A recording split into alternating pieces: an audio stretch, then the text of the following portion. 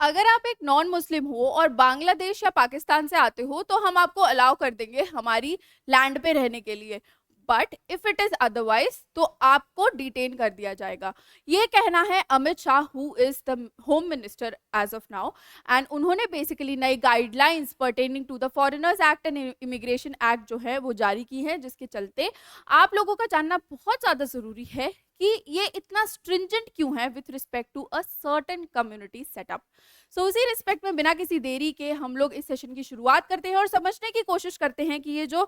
नए गाइडलाइंस आए हैं वो बेसिकली है क्या। तो इमिग्रेशन और foreigners act 2025 came into effect on September 1, 2025। ये रिप्लेस करता है हमारा 4 साल पुराना फ्रैगमेंटेड लॉ, जिसके चलते हमको कॉम्प्रिहेंसिव मॉडर्नाइज एक इमिग्रेशन फ्रेमवर्क मिलता है विथ रिस्पेक्ट टू इंडिया। ये आपका डिजिटल गवर्नेंस, यूनिफॉर्म रूल्स और स्ट्रॉन्गर सिक्योरिटी मैकेनिज्म के साथ इंट्रोड्यूस किया गया है हमारी कंट्री में, जिसके चलते स्पेशल एग्जेम्पशंस के बारे में बात की गई है फॉर रेफ्यूजीज जो कि हमारे नेबरिंग कंट्रीज में रहते हैं, और इस केस में हम लोग ह्यूमैनिटेरियन ग्राउंड्स को भी कंसिडर करने की बात कर रहे हैं।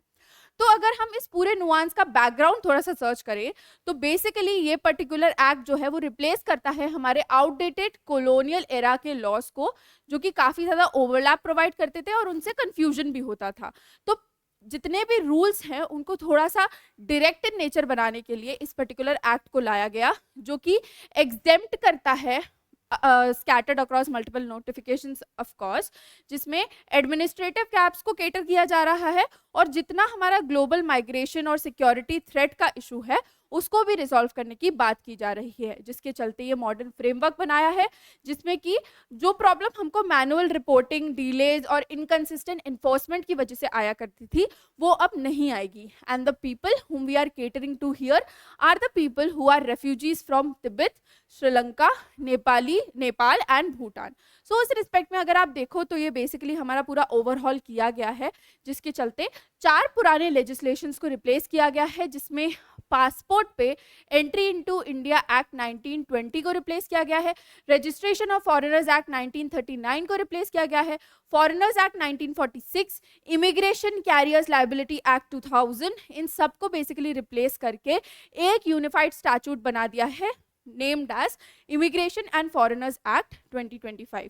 जिसकी रिस्पेक्ट में अगर आप देखो तो देर आर की provisions that basically depend on the very idea of your foreigners act, which is with respect to कि आपकी एंट्री और एग्जिट जो है वो सिर्फ एक डेजिग्नेटेड इमिग्रेशन पोस्ट और वैलिड डॉक्यूमेंट्स के साथ ही हो सकती है। इमिग्रेशन ऑफिसर्स फाइनल अथॉरिटी होंगे एंट्री पॉइंट पे, और वो सिक्योरिटी ग्राउंड्स पे किसी को भी इमिग्रेशन प्रोवाइड करने से मना कर सकते हैं। आपका रजिस्ट्रेशन मैंडेटरी होगा विथ एसपीडीसीपी एंड एफआरआरओस, और होटल, यूनिवर्सिटीज, हॉस्पिटल्स, इन सबको आपका मतलब जो भी फॉरेनर्स है, ऑफ कोर्स नॉट आप जो सिटीजन हो, बट जो भी फॉरेनर्स आ रहे हैं, रेफ्यूजीज आ रहे हैं, उनका अराइवल नोटिफाई करना होगा for the purpose of admission, births, deaths, anything and everything that basically happens to you as a foreigner in our home ground. इसी रिस्पेक्ट में स्पेशल मेजर्स आपको चाहिए होंगे, स्पेशल आपको परमिशंस चाहिए होंगी अगर आप लोगों को प्रोटेक्टेड एरियाज में मूव करना है विद इन आवर कंट्री, जो कि अगेन डिनाई की जा सकती हैं अगर इमिग्रेशन ऑफिसर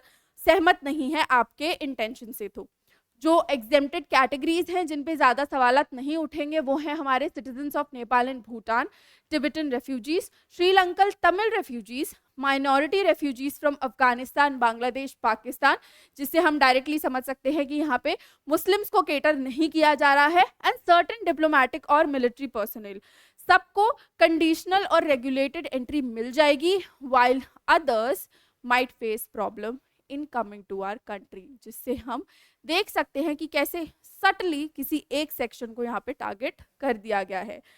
बट उसी के रिस्पेक्ट में अगर हम new features of the act देखें, क्योंकि that is what we are concerned with, हमको यहाँ के पॉलिटिसाइजेशन से कोई मतलब नहीं है, तो अगर हम नए फीचर्स देखने की कोशिश करें तो डिजिटल ट्रांसफॉर्मेशन इंट्रोड्यूस किया गया है, क्योंकि ऑनलाइन पोर्टल्स, मोबाइल ऐप्स और सेंट्रलाइज डेटाबेस यहाँ पे क्रिएट किया जा रहा है। यहाँ पे पेनाल्टीज जो हैं वो फॉर ओवरस्टेइंग, फॉर वायलेशंस और फॉर बेसिकली रेफ्यूजीज यहाँ पे इंस्टिल की गई हैं जो कि 10,000 से 5 लाख के बीच में है। अपील मैकेनिज्म ऑल्सो एग्जिस्ट जो कि सेफगार्ड करेगा ह्यूमैनिटेरियन केसेस को, जहाँ पे जेन्युइनली मिस्टेक हुई है उनको सेफगार्ड करने के लिए भी इस एक्ट में स्पेस है। तो इट इज़ नॉट कि यहाँ पे कोई से तानाशाही चल रही है, इट्स नॉट दैट। सारे नुआंसेस को बेसिकली यहाँ पे केटर किया जा रहा है and there would be a centralised authority जो कि यूनिफॉर्मली ये सारे एग्जाम्पशंस को और डिस्क्रिशनरी पावर्स को ओवरलुक करेगी। That is what basically the features are and they are very significant because इससे फ्रेगमेंटेशन का अंत होगा और क्लैरिटी और एफिशिएंसी हम सबको ऑब्टेन होगी।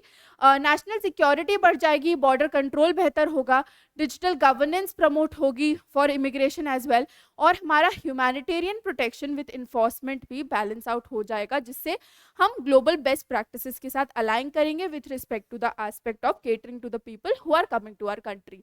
All that said and done, there are certain challenges also that exist in the status quo, which is with respect to the implementation capacity at state district level. Center state friction भी face करना पड़ सकता है delegated powers की वजह से. Data privacy और security concern भी है क्योंकि centralize हो जाएंगे सारे digital records. और dedicated refugee protection law यहाँ पे अभी भी exist नहीं करता, जिसको अभी बनाने की ज़रूरत है, and therefore it might come as a challenge. So what can be done in order to actually replace all of these challenges? तो बेसिकली हम लोग अपना ट्रेनिंग और इंफ्रास्ट्रक्चर इमिग्रेशन ऑफिसर्स का बेहतर कर सकते हैं. हम लोग digital personal data protection act 2023 को इंटीग्रेट कर सकते हैं with the very idea of protecting the data that we are actually obtaining from the people. We can consider a comprehensive refugee law for clarity, जिससे कि किसी को भी किसी भी ग्राउंड पे एज सच इशू नहीं आए. हम फेडरल कॉपरेशन को भी इंश्योर कर सकते हैं विद बॉर्डर स्टेट्स और रेगुलरली रिव्यू करवा सकते हैं हमारे माइग्रेशन पैटर्न्स को, जिसके चलते ओवर द टाइम कोई भी रेफ्यूजी अगर हमारी कंट्री में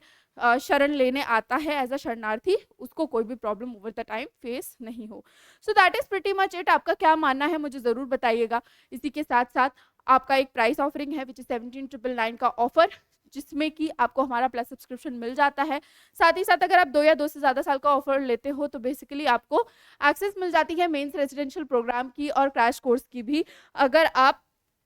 प्रीलिम्स क्लियर करते हो या नहीं भी करते हो तो. सो बैचेस लाइव होने वाले हैं, फटाफट हमारे साथ जुड़ जाइए क्योंकि this is the very opportunity जिसका शायद साल भर कोई इंतजार कर सकता है. So yes, with this is me Nandini signing off for the day. आपका क्या मानना है इस पूरे नुआंस में ज़रूर से बताइएगा एंड मेक श्योर कि आप इस पे भी अपना एक ओपिनियन बिल्ड करें एज टू यहाँ पे कुछ थोड़ा सा हमको प्रॉब्लमैटिक स्पेसेस और गैप्स दिख रहे हैं फिलहाल भी. सो यस, कमेंट सेक्शन में ज़रूर बताएं एंड जुड़े रहिए इस चैनल के साथ ताकि आप सारे करंट स्टैटिक डायनामिक कंटेंट के साथ हमारे साथ जुड़े रहें और अपनी यूपीएससी सीएससी तैयारी को बहुत ही एफिशिएंट तरीके से कर पाएं. So yes, please take care everyone. Thank you so very much for watching.